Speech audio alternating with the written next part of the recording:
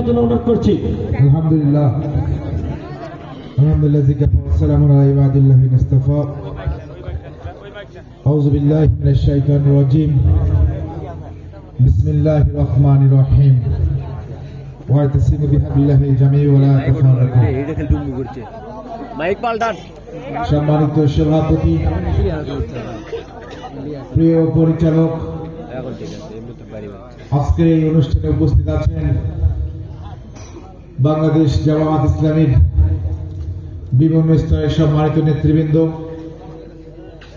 এই উপজেলার সাবেক বারবার নির্বাচিত চেয়ারম্যান জননেতা নুরুল ইসলাম মন্ডল চাচা, এই এলাকার মাটি মানুষের প্রিয় বক্তা হযরত মাওলানা রুহুল আমিন যুক্তিবাদী হুজুর, ইসলামী ছাত্র শিবিরের সম্মানিত জেলা সভাপতি সাইদ কুতুব সাব্বির ভাই সহ ছাত্র শিবিরের বিভিন্ন স্তরের নেতৃবৃন্দ, যুব জামাতের নেতৃবৃন্দ, এই এলাকার সম্মানিত মুরব্বীবৃন্দ, যাদের হাত দিয়ে নতুন বাংলাদেশ আমরা পেয়েছি, যাদেরকে নিয়ে আগামী বাংলাদেশের স্বপ্ন দেখি, আমার সেই কিশোর তরুণ যুবক ভাইরা আমাদের মাঝে উপস্থিত আছেন।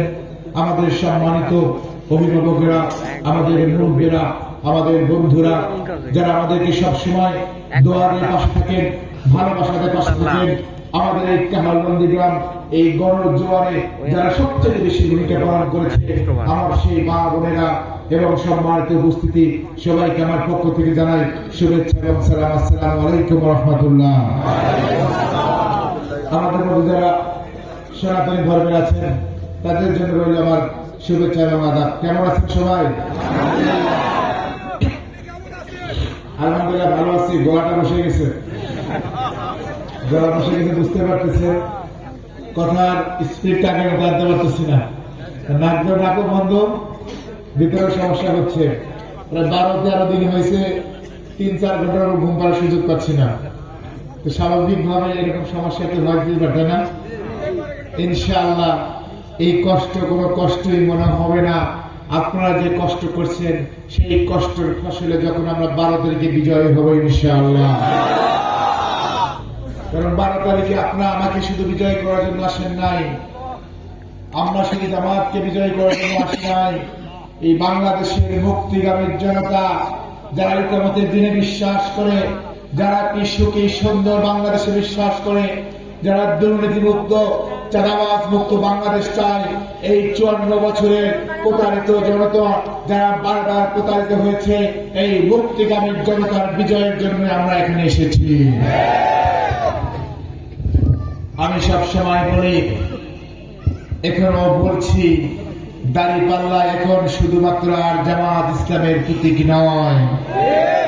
কারণ ইতিমধ্যে প্রমাণিত হয়েছে, টেকনাফ থেকে তেতুলিয়া সারা বাংলাদেশের জনগণের মুক্তির প্রতীকের নাম হলো দাঁড়িপাল্লা। আমাদের স্নেহের শহীদ উসমান হাদি যে ইনসাফের বাংলাদেশের স্বপ্ন দেখত, যে ইনসাফের বাংলার স্বপ্ন দেখতে তিনি শাহাদাত বরণ করেছেন, আজকের দাঁড়িপাল্লা হলো শহীদ উসমান হাদির সেই স্বপ্নের বাংলাদেশের ইনসাফের প্রতীকের নাম। আমাদের প্রিয় শহীদ আবু সাঈদ মুগ্ধরা দেশের জন্য এক বৈষম্যহীন বাংলাদেশের জন্য রক্ত দিয়েছিল। তারা বলেছিল, বুকের ভিতর অনেক ঝড়, বুক পেতেছি গুলি কর। তারা কারো কাছে আপোষ করে নাই, কারণ তারা চেয়েছিল একটি বৈষম্যহীন বাংলাদেশ। আজ দাঁড়িপাল্লা সেই বৈষম্যহীন বাংলাদেশের প্রতীকের নামে পরিণত হয়েছে।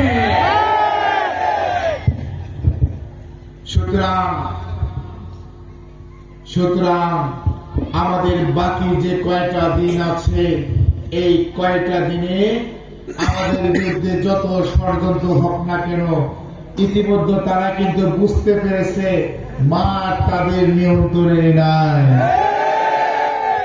গ্রামে গ্রামে কে বলতেছে, আবার অনেক ফেসবুকে স্ট্যাটাস দেয়, তাদেরকে বলতেছে, একটা বাচ্চা ছেলে এসে সব উলটপালট করে দিল, আপনারা কেন ভোট দেবেন?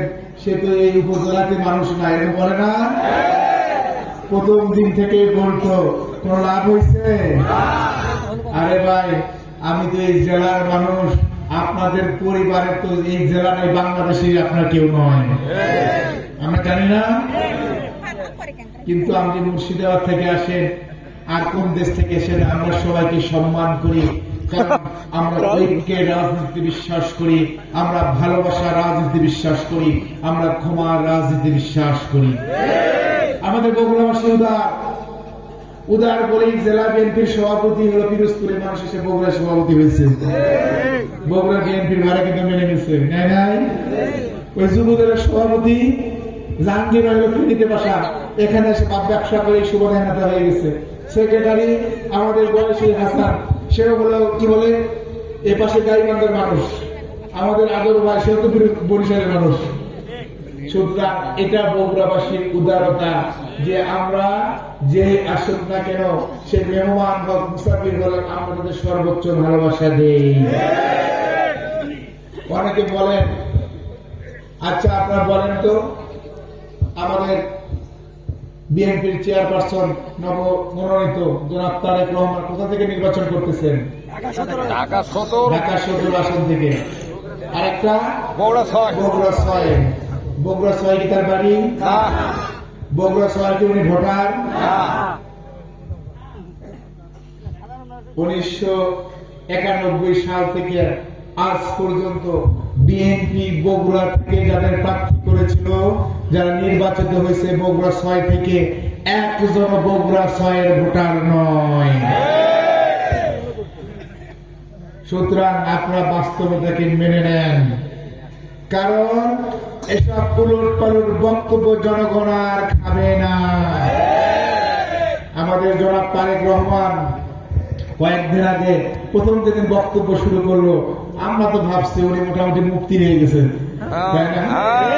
উনি বলতেছিল জান্নাত আল্লাহ, জাহান্নাম আল্লাহ, এটা আমরা সবাই জানি না? এটা আমরা সবাই জানি, কিন্তু বাংলার মানুষ এখন জানতে চায় এই পুকুর দখলকারী কারা, এই চাঁদাবাজ কারা, শিক্ষা প্রতিষ্ঠান দখলকারী কারা, এই রাস্তাঘাট থেকে চাঁদাবাজি করে, বাস স্ট্যান্ডে চাঁদাবাজি করে, রেল স্টেশনে চাঁদাবাজি করে, এই চাঁদাবাজ কারা? চাঁদাবাজের রাস্তা না, ভেঙে দাও, ভেঙে দাও, ভেঙে দাও, চাঁদাবাজের রাস্তা না, চাঁদাবাজের রাস্তা না, ভেঙে দাও, ভেঙে দাও, আল্লাহ কি দিয়ে বানাচ্ছে রে। চাঁদাবাজের রাস্তা না। যখন যখন দেখলো এসব করা হবে না, তখন কিন্তু তারা জান্নাতে টিকিট বিক্রি করা শুরু করে। ইতিমধ্যে কাকু বলছে না? আচ্ছা, এই ৭.৫ মাসে আমার বক্তব্যে কখনো বলেছেন জান্নাত জাহান্নাম আমি কিছু বলছি? বাংলাদেশ জামাত ইসলামে আমি ডাক্তার শফিকুর রহমান, তিনি তার বক্তব্যে বলছেন দাঁড়িপাল্লাকে এটা দিলে, ভোট দিলে নাকি জান্নাত পাওয়া যায়, কিছু বলছে কখনো? তাহলে ওনারা এগুলো পায় কোথায়? ওনারা একটা ন্যারেটিভ দাঁড় করাতে চায়, যে ন্যারেটিভের মধ্য দিয়ে বাংলার মানুষকে বিভ্রান্ত করতে চায়। কিন্তু এই বাংলার মানুষ এখন সচেতন হয়েছে, তারা পরিবারতন্ত্রে আর বিশ্বাস করে না। এই ছাত্র সমাজ পরিবারতন্ত্রের বিরুদ্ধে লড়াই করে নতুন বাংলাদেশ এনেছে। এই ছাত্র সমাজ দেখিয়েছে এ জাতি সচেতন হয়েছে।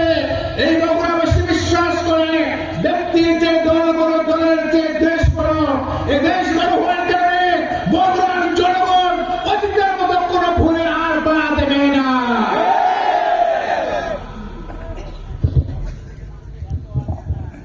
এসব করে যখন হচ্ছে না, তখন কিন্তু আমরা দেখেছি বঙ্গভবনের এক কর্মকর্তার মাধ্যমে ডাক্তার শফিকুর রহমানের মেইল হ্যাক করে, তার টুইটার অ্যাকাউন্ট হ্যাক করে সেখানে নারী বিদ্বেষী স্ট্যাটাস দিচ্ছে এই ছাত্রীগুলা।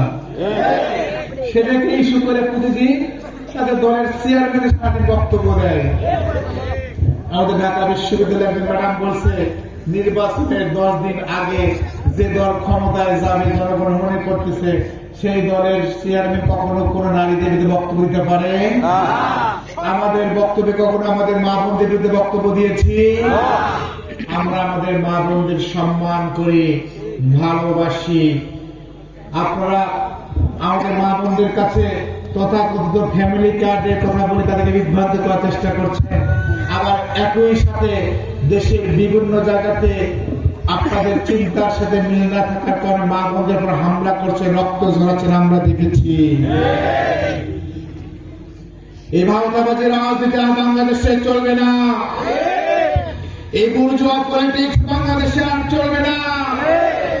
বাংলাদেশের জনগণ জুলাইয়ের পরিবর্তনের কেন্দ্র ধারণ করে আমরা পরিবর্তন চাই, আমরা বৈষম্যহীন বাংলাদেশ চাই, আমরা মানবিক বাংলাদেশ চাই, ইনসাফের বাংলাদেশ চাই, কল্যাণের বাংলাদেশ চাই। এই জনগণ যে সিদ্ধান্ত নিয়েছে, এই বাংলাদেশের দুর্নীতিবাজ চালাবাজদের কোনো জায়গা দেবে না। হরতাল ভাই এগিয়ে চলো, আমরা আছি তোমার সাথে, আমরা আছি তোমার সাথে। হরতাল ভাই এগিয়ে চলো, লড়াই থাকবে, লড়াই থাকবে। বাংলাদেশ নিয়ে তো অনেক বললাম, এখন তো কাহালুর দিকে কিছু বলতে হবে, তাই না? এটাই আসো। আমি একটা জরিপে দেখলাম, এই জরিপে কাহালুর গ্রামে প্রতিটি ইউনিয়নের উপর ইউনিয়ন থেকে স্যাম্পল নেওয়া হয়েছে। সেখানে জিজ্ঞেস করা হয়েছে, আপনি আপনার এমপির কাছে সবার আগে প্রত্যাশা কি? 98% কাহালুর গ্রামবাসী বলেছে, আমরা আমাদের এমপির কাছ থেকে রাস্তাঘাট চাই। যদিও আক্ষরিক অর্থে এমপিদের কাজ, এমপিরা হলো আইন প্রণেতা, কিন্তু বাংলাদেশের বাস্তবতা যেখানে দাঁড়িয়েছে, আমাদের উন্নয়নের অংশীদার হওয়ার ছাড়া কোনো বিকল্প আমাদের নাই। আমরা জানি, আমি এই কাহালনন্দী গ্রামের উত্তরের সেই কালাই ইউনিয়নের নলডুবিয়া থেকে শুরু করে দক্ষিণের সর্বশেষ গ্রাম এই ভাটলার ভট্টিতুলিয়া পর্যন্ত, পূর্বের মুরাদপুর সোহাগীপাড়া থেকে শুরু করে পশ্চিমের পারঘাটা পর্যন্ত আল্লাহ চারিত প্রতিটি গ্রামে যাওয়ার চেষ্টা করেছি। আলহামদুলিল্লাহ, এই মানুষদের কাছে বোঝার চেষ্টা করেছি, তারা আমার কাছে কি চায়, এই মানুষগুলোর স্বপ্ন কি, তাদের সমস্যা কি, তাদের আবেগের জায়গা কি। আমি ধীরে ধীরে সেগুলো জানার চেষ্টা করেছি এবং দেখেছি এই কাহালু নন্দীগ্রামের বেশিরভাগ এলাকাগুলোতে আর কাহালুর কিছু এলাকার রাস্তাঘাটের যে খারাপ অবস্থা, এটা 2026 সালে মেনে নেওয়ার মতো নয়। আর যদি খালতা মাজলামের কথা বলাই হয়, কিছু বলার থাকে?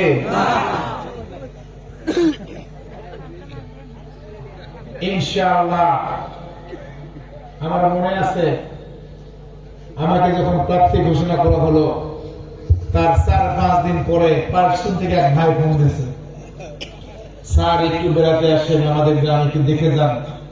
আমরা অবরুদ্ধ নগরীতে বসবাস করছি, যেখানে আমাদের উপর আমাদের উন্নয়ন নাই, ঘর থেকে বের হতে পারে না, আবার আমাদের উপর এক রাজনৈতিক নেতা এখানে জুলুম তৈরি করছে। আমি ইউনিয়নের সম্মানিত আমিরকে বললাম, ভাই আমি পার্সনে যেতে চাই। বলছে, ভাই এখন তো জুলাই মাস, হবে না, নভেম্বরে যাবনি। আমি নভেম্বরে কেন ভাই, তার থেকে এত সময় লাগবে নাকি? কয় না ভাই, কোনো রাস্তাঘাট নাই। কি আশ্চর্যের বিষয়! শুধু ওখানে না, সাইকেল হয়ে গ্রামের বাড়ি যেখানে চাষা যেখানে আপনার যেখানে থাকে, বলে সেখানে যাওয়া যাবে না, রাস্তাঘাট নাই। যেতে হলে 6 কিলোমিটার হেঁটে থেকে 6 কিলোমিটার আসতে হবে। আমি বললাম, আমি তো প্রতিদিন 18 কিলোমিটার হাঁটি, 18 কিলোমিটার হাঁটি, আপনি হাঁটেন, আমরা তো পারি না। সম্মানিত ভাইয়েরা, বিশ্বাস করেন, এগুলো শুনতে হাস্যকর মনে হলেও এটা আমাদের জন্য অনেক বেদনার বিষয় যে এই কাহালনন্দী গ্রামে একজন অসুস্থ বয়স্ক রোগী অসুস্থ করে তাকে বর্ষাকালে তৎকালে করে রাস্তা খুঁজে না পেতে হসপিটালে নিতে হয়। লজ্জাকর আমাদের জন্য কিছু হতে পারে না। আজকে যারা কোথায় কোথায় বলেন 4 বছর আগে 2 বছর আগে টেন্ডার হওয়া রাস্তাগুলো, আজকে বলেন যে আমি এই রাস্তাগুলোর কাজ নিয়ে আসছি, আপনাদের লজ্জা করা দরকার।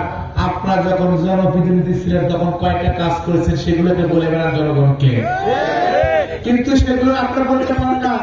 কিন্তু জনগণ কিন্তু জানে আপনারা বিভিন্ন এলাকার মসজিদের জন্য যে বরাদ্দ এনেছিলেন, অধিকাংশ মসজিদের টাকাগুলো আপনার নেতা কর্মীরা খেয়ে ফেলেছে। আমি সেদিন ভবানীপুরে গেলাম, সদর ইউনিয়নের গ্রামবাসীকে বললাম, দেখি সব গ্রামবাসী ভেঙে আসছে। আমার প্রোগ্রাম কি হয়েছে? আমরা সব একসাথে হয়েছি। কেন একসাথে হয়েছেন আপনার? দাঁড়িয়ে পালার জন্য। আমাদের গ্রামের যে মসজিদের টাকা ছিল আসছিল, সেটা তারা মারা খাইছে। গতকাল তারা আসছিল, সত্য ছিল এক কারণে ঢুকতে পারে না, যদি মসজিদের টাকা ফেরত দেন। অবশেষে সেই 5 বছর আগের টাকা তারা সেই কিছুদিন আগে ফেরত দিয়েছে। সুতরাং এই দুর্নীতিবাজ গোষ্ঠীকে বাংলাদেশের জনগণ যেমন চায় না, এই কাহারুল নন্দীগ্রামবাসীও আর চাবে না। কারণ আমরা সচেতন হয়েছি, আমরা বুঝতে শিখেছি, আমরা পরিবর্তন চাই। পরিবর্তন চাই বলে আমরা এখন বলি বাধ্য হয়ে পড়ছি, আমাদের জুলুমবাজের রাজনীতি এই সমাজে আর চলতে পারে না। এই মানুষগুলো তাদের আধিপত্য ধরে রাখার জন্য দুঃখজনক ভাবে আমাদের গ্রামগুলোতে মাদক ছড়িয়ে দিয়েছে। কত ভদ্র পরিবারের সুন্দর সন্তান নষ্ট হয়ে গেছে। এই নষ্ট হওয়া বাচ্চাগুলোকে দিয়ে তার কিশোর জ্ঞান তৈরি করেছে। আর এই কিশোর জ্ঞানগুলো দিয়ে তারা ছোটখাটো চুরি থেকে শুরু করে ট্রান্সমিটার চুরি হওয়া থেকে শুরু করে বাজারে ঘাটে চাঁদাবাজি করা, কৃষকের মাঠে চাঁদাবাজি করা, রাস্তা দিয়ে একটা আলু ট্রাক গেলে চাঁদাবাজি করা, আপনার বাড়িতে মাটি কাটার সময় ভেপুর উপর চাঁদাবাজি করা থেকে শুরু করে এমন কোন জায়গা নাই তারা কাহালবান্দি নেমে চাঁদাবাজি করছে না। সুতরাং এই চাঁদাবাজি যারা নিয়ন্ত্রণ করে তাদেরকে আমার বাড়িতে ভোট দেবেন? আমরা নিজেরা ভোট দেব না, জনগণকে আমাদের সচেতন করতে হবে। আমি 8 কেজি জিলাপির লোভে 1000 টাকার বিনিময়ে, মিষ্টির বিনিময়ে আর একবেলা আলু ভাজি খাওয়ার বিনিময়ে যদি মূল্যবান ভোট বিক্রি করে দেয়, আমি কষ্ট পেয়েছি, আমার বাবা কষ্ট পেয়েছে, আমার ভবিষ্যৎ প্রজন্ম কষ্ট পাবে। এই কষ্ট আমরা আর পেতে চাই না। দুর্নীতিমুক্ত কোন মার্কা আছে? মুক্ত কোন মার্কা আছে? ইনকিলাবি মুক্ত কোন মার্কা আছে? ফয়সাল ভাইয়ের কোন মার্কা আছে?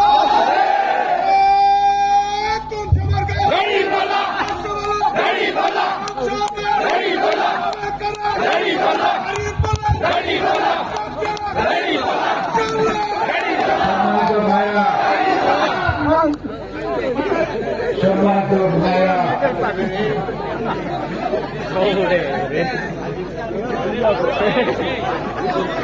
সম্মানিত ভাইরা, আজকে সময় এসেছে আমাদের ঘুরে দাঁড়ানো। আমাদের সময় এসেছে, আমাদের সময় এসেছে আজ রুখে দাঁড়ানোর।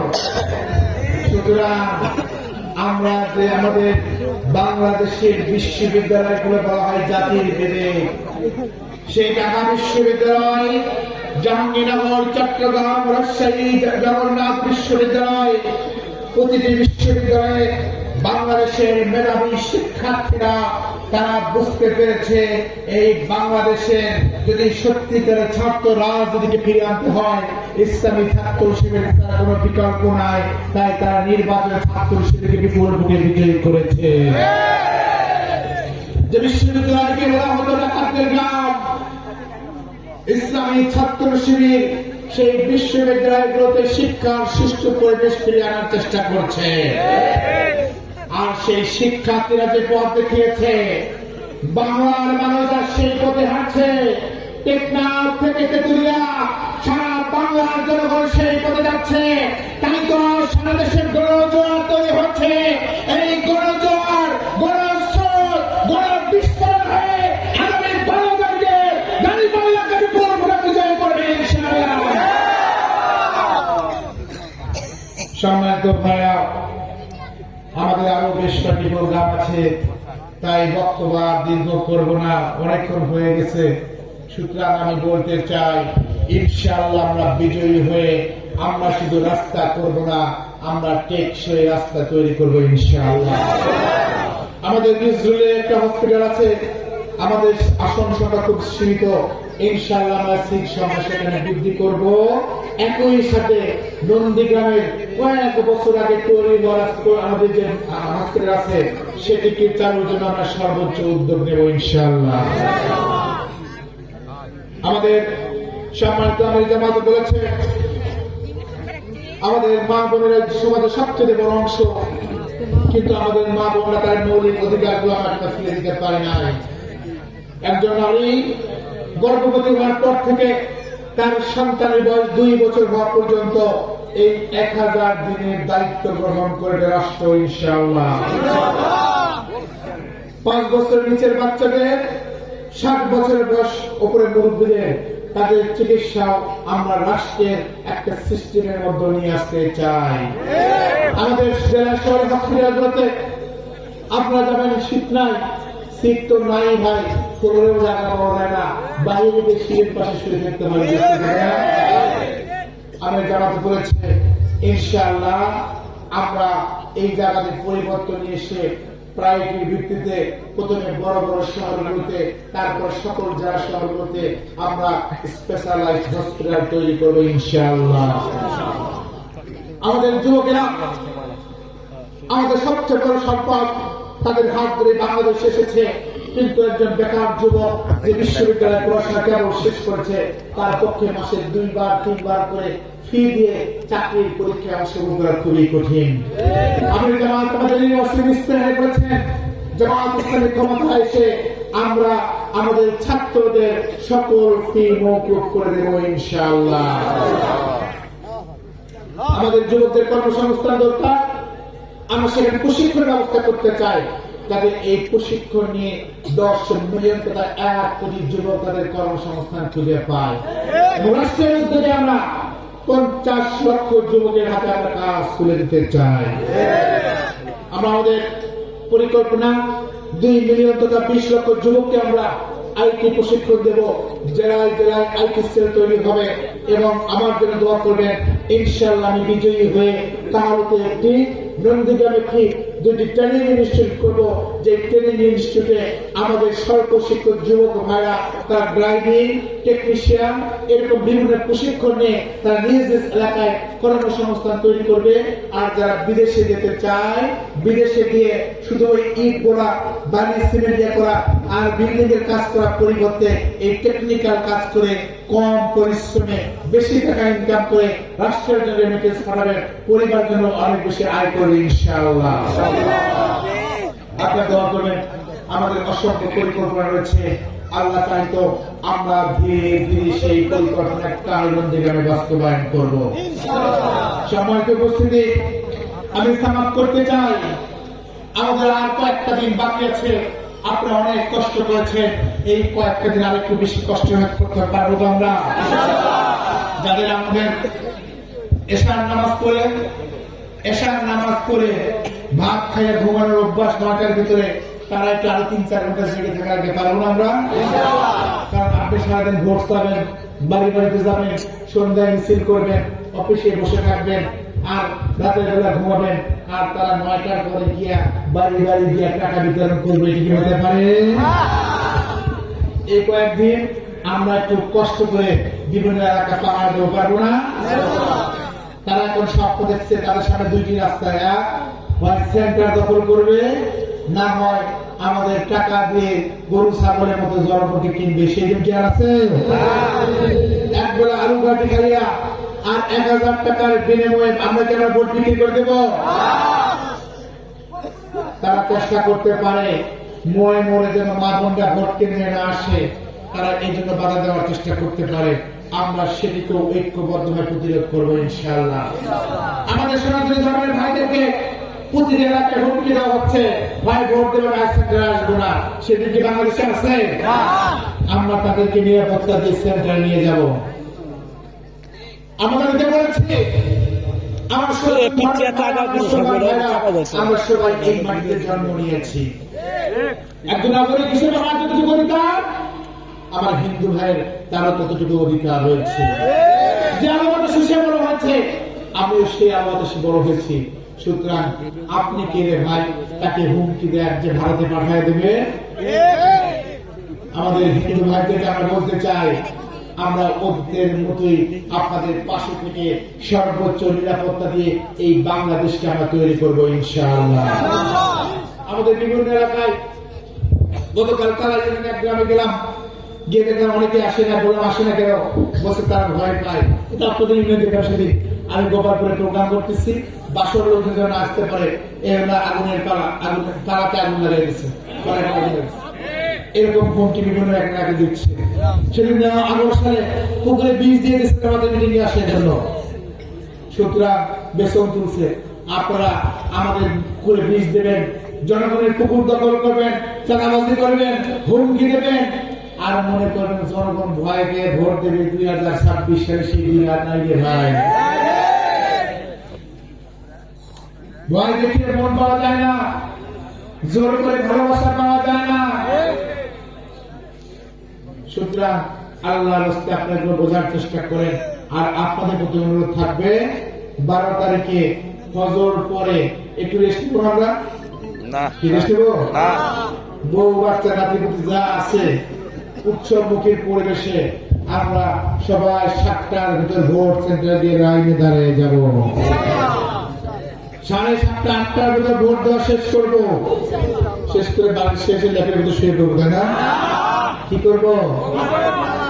ওখানে বউরে কইবেন, চাষিরে কইবেন যে আজকে কাম হলো তোমার 3 বেলা খাবার সাজে নিয়ে এসে সেন্টারে নিয়ে আসবা। ওখানে খাবার হবে, ওখানে দুপুরের পর একদিন আমরা গোসল করবো না, পারবো না আমরা ইনশাআল্লাহ। যারা আমার আপনার অধিকার রায়কে জোর করে কেড়ে নিতে চায়, এই জনগণ যারা গুলির সামনে বুক বেঁধে দিয়ে বাংলাদেশকে নতুন করে স্বাধীন করেছে, আর আমরা কারো ভয়তে হুমকে ভয় পাবো, সেদিন আর বাংলাদেশে না। সুতরাং আমাদের কাজ হবে আমরা নির্বাচনের রেজাল্ট ঘোষণা করার পর্যন্ত, ঘোষণার পরে বিজয় মিছিল নিয়ে বাসায় ফিরে আল্লাহর কাছে শ্রদ্ধা মতো হবে ইনশাআল্লাহ। এই কয়েকদিন যা পরিশ্রম করছি তার থেকে আমার বেশি পরিশ্রম করবো, তার সাথে বেশি শ্রম দেবো, তার সাথে বেশি মেধা দেবো, প্রয়োজনে আমাদের অর্থ দেবো। সবকিছু দিয়ে আমাদের নতুন বাংলাদেশের জন্য আমরা ঐক্যবদ্ধ হয়ে আমাদের কাজ চালিয়ে যাবো ইনশাআল্লাহ। আমরা দাঁড়িপাল্লায় ভোট দেবো, একই সাথে আমরা গণভোটে হ্যাঁকে ভোট দেবো ইনশাআল্লাহ। আর আগামীকাল আপনারা জানেন মার্চ ফর দাঁড়িপাল্লা হবে, কাল বটতলা থেকে দরগাহাট পর্যন্ত। ইসলামী ছাত্র শিবিরের কেন্দ্রীয় সভাপতি সহ আরো অনেক নেতারা আসবেন সেখানে, যুব নেতারা আসবেন। যেহেতু আমি যুবক প্রার্থী, যুব নেতারাই আসবেন ইনশাআল্লাহ। আমরা সকলে আসবো একসাথে। কাহালুনন্দীগ্রামকে আবার জানিয়ে দিতে চাই, এই কাহালুনন্দীগ্রামের গণজোয়ার তৈরি হচ্ছে। এই গণজোয়ার দাঁড়িপাল্লার গণজোয়ার, এই গণজোয়ার দেশপ্রেমের গণজোয়ার, এই গণজোয়ার মুক্তিদের মানুষের গণজোয়ার, এই গণজোয়ার হলো চাঁদাবাজদের বিরুদ্ধে গণজোয়ার। সুতরাং আমি আর বক্তব্য দীর্ঘ না করে আপনাদের কাছে দোয়া চাই, আমার জন্য দোয়া করবেন। আল্লাহ যেন যত পরিশ্রম করে না কেন সুস্থ থেকে আমরা বিজয় পর্যন্ত একসাথে ঐক্য থাকতে পারি, এবং বিজয়ী হওয়ার পরে আপনাদের সাথে নিয়ে আপনাদের ভালোবাসা নিয়ে যেন এই কাহালুনন্দীগ্রামকে একটা মনের কাহালুনন্দীগ্রাম তৈরি করতে পারি, সেই দোয়া চেয়ে আমার বক্তব্য শেষ করছি। জাল হক অজাকাল বাতিল ইন্নাল বাতিলা কানা জাহুকা। আসসালামু আলাইকুম ওয়া রাহমাতুল্লাহ। সনাতন ধর্মের ভাগের জন্য আদাব।